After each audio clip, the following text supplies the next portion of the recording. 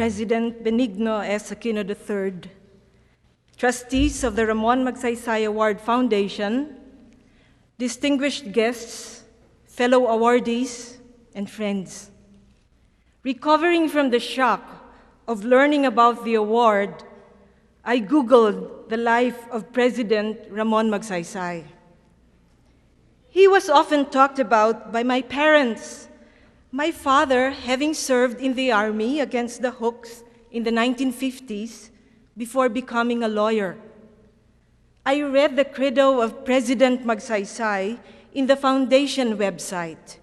Allow me to quote 2 lines.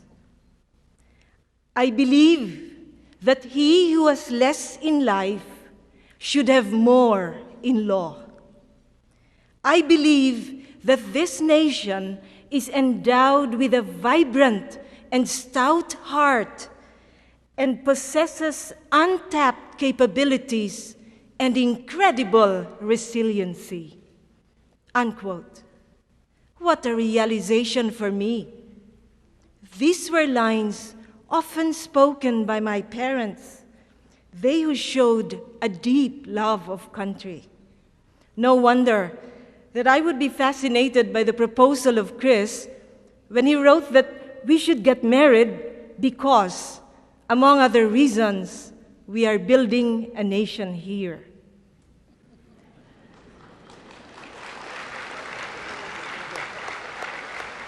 Chris and I have endeavored each day to ensure that those who have less in life should have more in education, be it for a child or for a nation at large.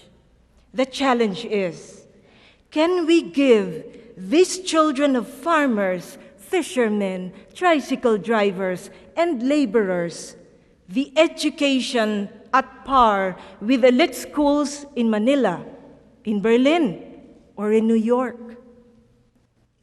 Clearly, facilities-wise, this should be impossible. But then, we do not look at the material aspects. Rather, we focus on the mind, the spirit, and the heart of each child.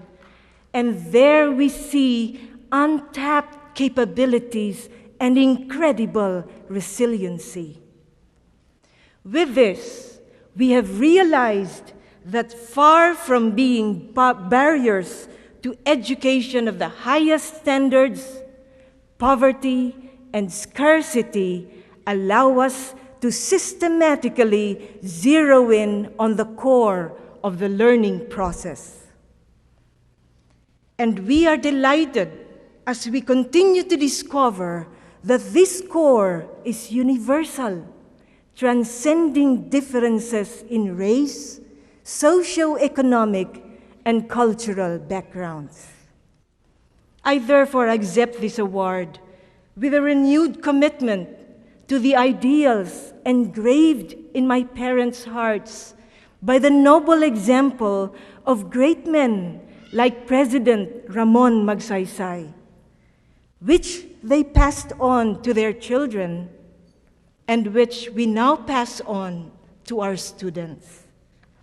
We remain deeply grateful to the Foundation, to those who have been with us, our teachers and staff, our students and their parents, our families, friends, colleagues, the Fund for Assistance to Private Education, the Department of Science and Technology, and above all, to our Heavenly Father, who has been most gracious to us from the beginning.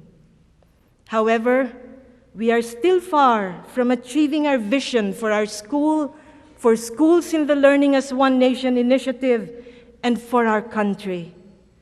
The joy you share with us today spur us on to work with renewed zeal, hope, and faith, even as we face with excitement the many new results in the neurosciences that would usher in profound transformation in education in the present century.